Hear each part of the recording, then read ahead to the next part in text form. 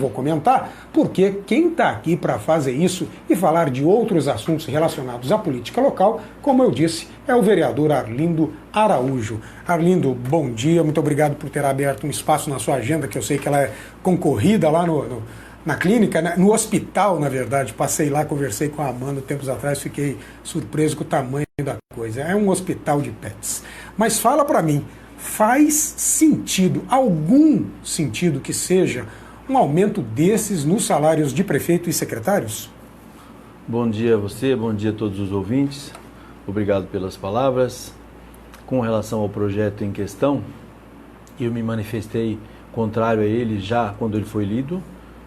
Fui o único que falou alguma coisa, o que me parece que a maioria dos vereadores concordam com essa atrocidade, que é assim que eu entendo esse projeto. Porque esses salários não tem nada a ver com a realidade socioeconômica da nossa região, nem da nossa cidade. São salários absurdos e eu fico chateado que a comunidade política, né, as pessoas que decidem os rumos da cidade, sejam favoráveis a esse tipo de coisa. Ele vai da mesma forma no encontro daquele dos super salários dos comissionados da Câmara. Você acredita que haja um paralelo de imoralidade entre as duas propostas?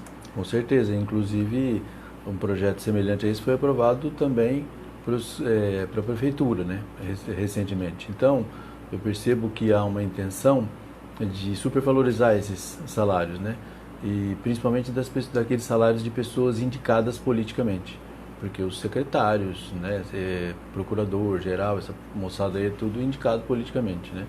Então, eu fico chateado porque Araçatuba precisa de muitas outras coisas e ficar gastando dinheiro com isso, né? Eu fiz as contas rapidamente durante a sessão e só com as 19 secretarias a prefeitura vai gastar em 4 anos mais de 31 milhões de reais. É muito dinheiro. É muita coisa, né? Haja vista aí a cidade precisando de outros investimentos. E eu fico sempre lembrando que o atual prefeito, assim como outros gestores pelo país afora, disseram nas campanhas que dinheiro tem, falta gestão. Será que eles pensam nisso na hora de inflarem os próprios salários, ainda que digam que não é pra gente porque é da próxima legislatura, mas no final das contas, tanto vereadores quanto o pessoal do Executivo conta que será reeleito, né? Exatamente, essa desculpa aí de que não vai ser para mim, mas eles estão loucos para continuar no poder, né? Então, é só uma desculpa mesmo. E não tem lógica esse raciocínio de fazer esses salários assim. E essa história que você falou mesmo. Na época da campanha falam, o problema é gestão, porque dinheiro tem. Aí quando assume o poder, a primeira coisa que fala é sempre, tá sem dinheiro, tá sem dinheiro, tá sem dinheiro para isso, tem sem dinheiro para aquilo, toda vez que é cobrado. Mas Araçatuba tem um orçamento para esse ano de R$1 bilhão. Se for bem gerido, com certeza a cidade melhora muito. Agora, se ficar gastando dinheiro com esses salários desse jeito, inclusive com secretarias desnecessárias, aí não tem como, né? Não sobra dinheiro para investimento. Perfeito. Que secretarias você considera desnecessárias? A questão eu sempre comento isso nas entrevistas, né? Se você fizer uma análise histórica, o Maluli Neto, por exemplo, administrava a cidade com 12 secretarias.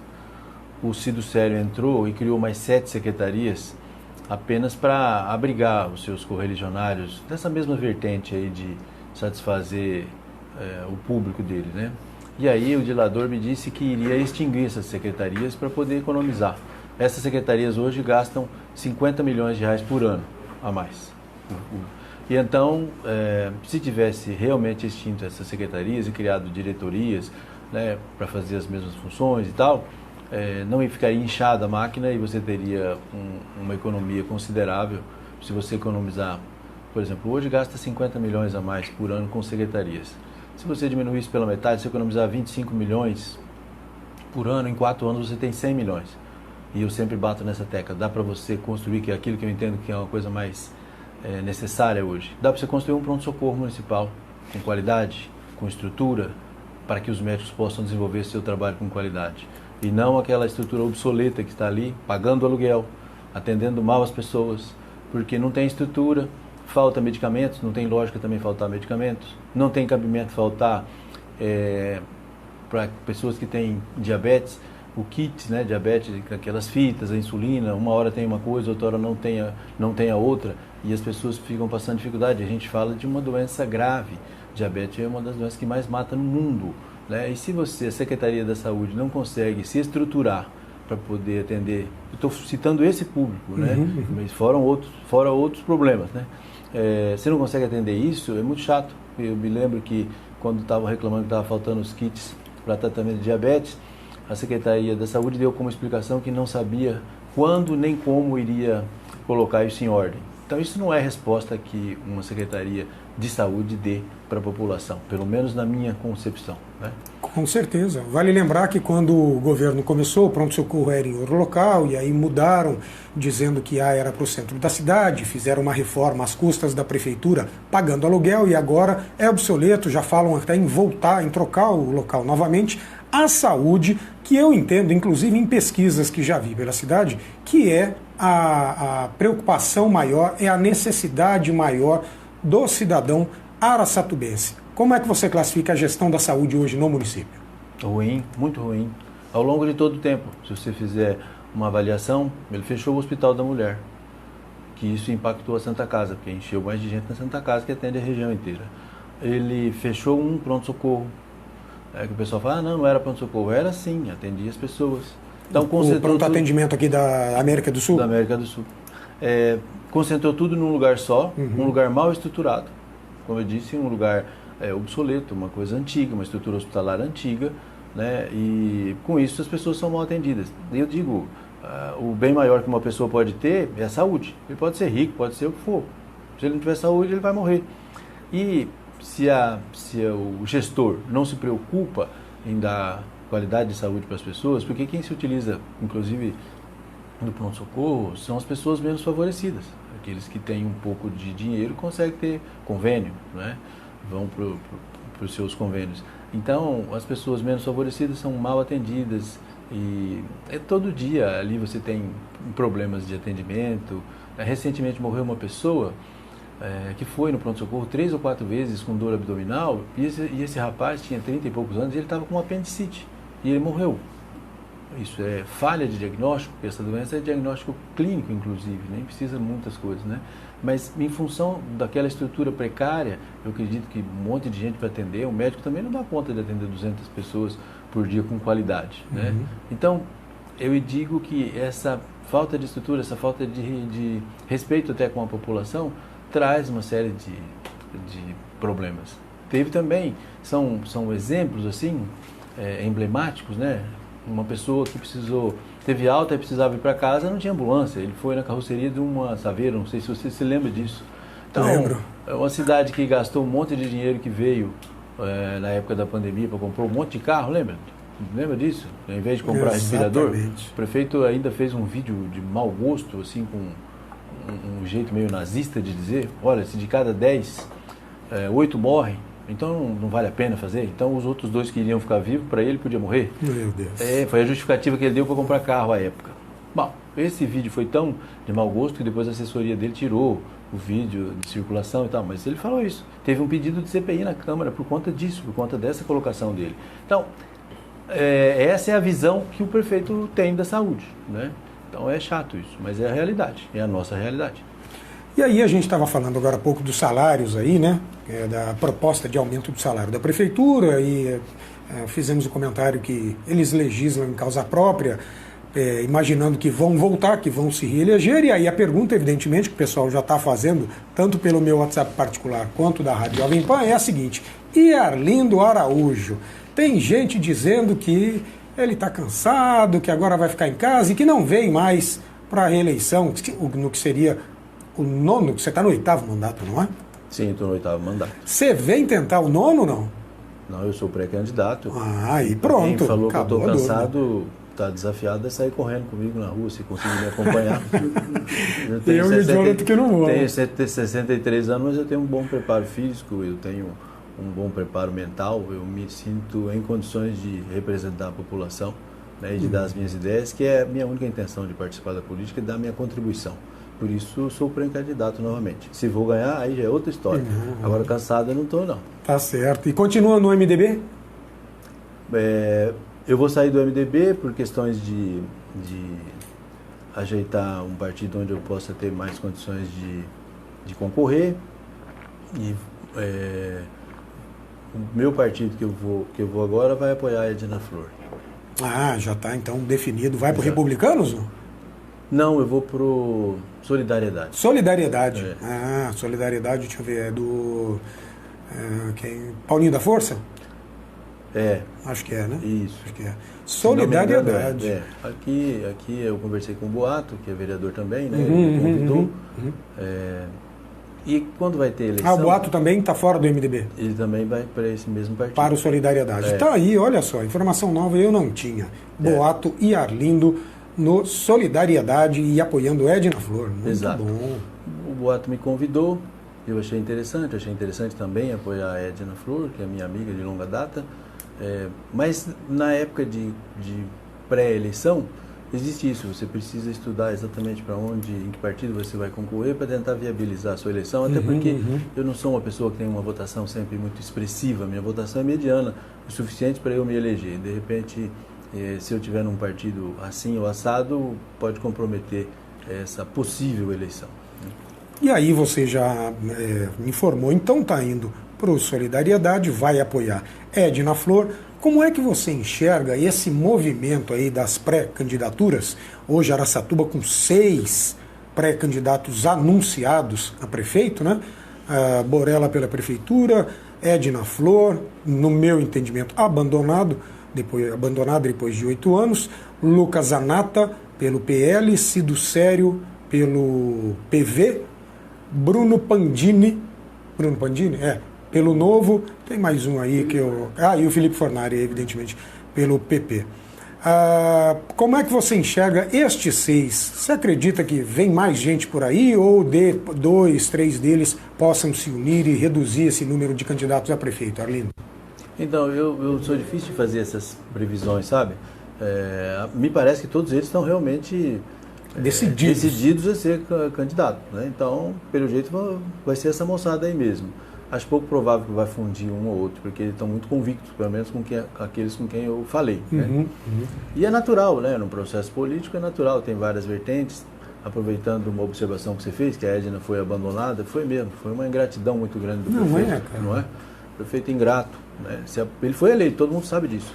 Ele não tinha expressão política para ser eleito prefeito, ele foi eleito por conta do carisma e do peso eleitoral da Edna Flor. Inclusive, ele, à época, reconhecia isso. Ele falava, não, eu preciso da Edna vice, senão eu não ganho, tal. Porque eu participei, inclusive, da campanha dele. E aí, depois, do nada, ele aparece dizendo que, naturalmente, entende-se que seria ela a candidata dele, né? Aí ele ficou com aquela história de grupo político, todo mundo sabe que grupo político é ele mesmo, né? Porque ele é mandão, né? Ele resolve tudo, não tem nada de grupo, nada. Aí ele decidiu lá que era o Borella. Eu achei uma ingratidão da parte dele muito grande, mas cada pessoa é de um jeito. Mas eu faço questão de externar o meu pensamento. Ela foi realmente abandonada por ele, por um ato de ingratidão. E aí desses 6 candidatos aí, você acredita que... Vou fazer a minha análise, né?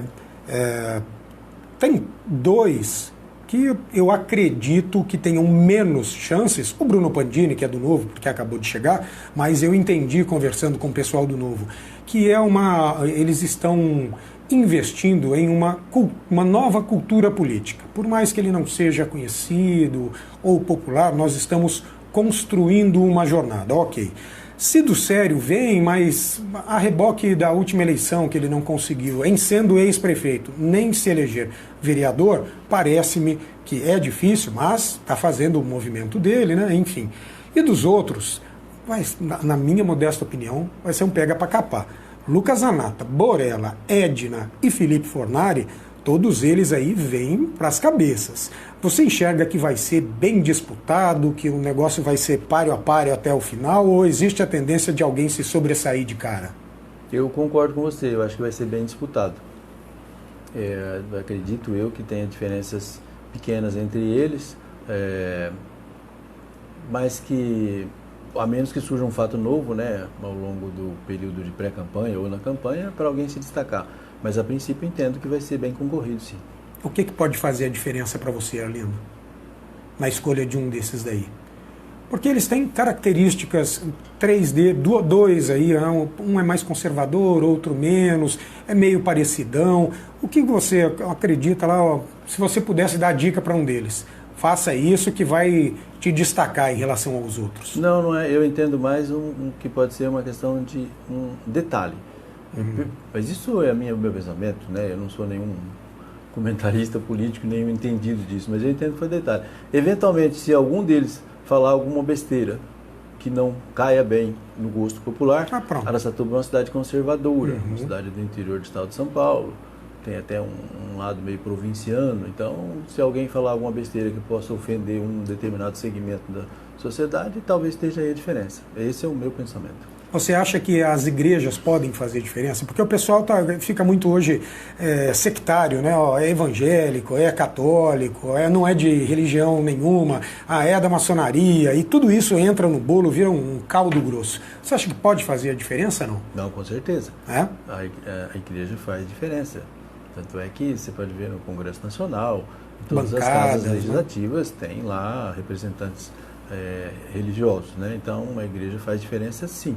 Apoio desse ou determinado ou daquele segmento religioso pode ajudar a definir uma eleição. Perfeito. Arlindo, eu sei que seu tempo é curto, já são quase 8h40. Vamos lá.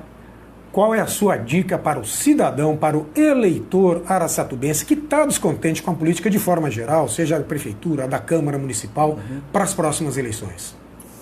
Procurar analisar os candidatos e ver sempre o passado dessa pessoa, né? A história dessa pessoa, a história de vida, inclusive, né? E o trabalho dessa pessoa na política, porque daí você consegue fazer lá uma certa previsão do comportamento do candidato depois de eleito. Eu falo previsão porque se a pessoa nunca foi eleita nada, aí é uma incógnita mesmo, porque na política, depois que a pessoa é eleita, ela protagoniza coisas bizarras, absurdas, que as pessoas nem imaginavam que podia fazer.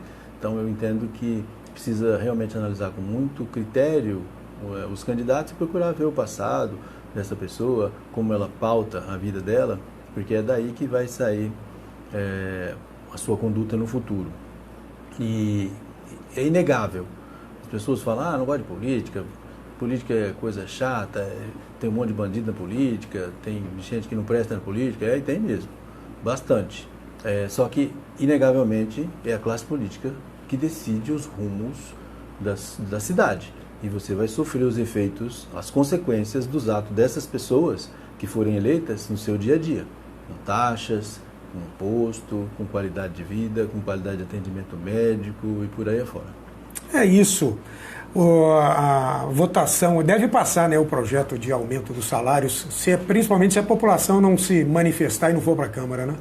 Se a população se manifestar e for para a Câmara, o projeto não passa. Aí. Porque o político tem instinto de sobrevivência. E num ano eleitoral, por mais que o prefeito tenha uma bancada esmagadora, que faz o que ele quer, tem uma subserviência nojenta, mas na hora do pega para capar, que nem diz os caboclos, se o povo encher a Câmara e falar não queremos que aprove isso, eles não vão votar, porque depois vão ficar tudo com medo de perder a eleição, entendeu? Então aí pesa mais o instinto de sobrevivência do que as ordens do prefeito. Vamos lembrar que já perderam aí uns votos preciosos. O que foi? E se aprovar, tem mais selinho, tem mais uns... não vote neles, né? Vamos lembrar que na votação aí dos comissionados passou, mas perderam votos preciosos, hein? Esse pessoal que votou pelos supersalários, né? E agora, se votarem de novo, sei lá se volta. A população, cada ano que passa, está mais politizada, dependendo do tipo de votação que faz lá, se não é de interesse do povo, fazem imã de geladeira, panfleto, faz de tudo aí. É lógico que tem um outro lado. As pessoas se esquecem também facilmente, sabe, dos acontecimentos. Mas isso pesa, sim, na hora da decisão. Se um candidato protagonizou um outro tipo de absurdo, isso vai comprometer, sim, a possível eleição.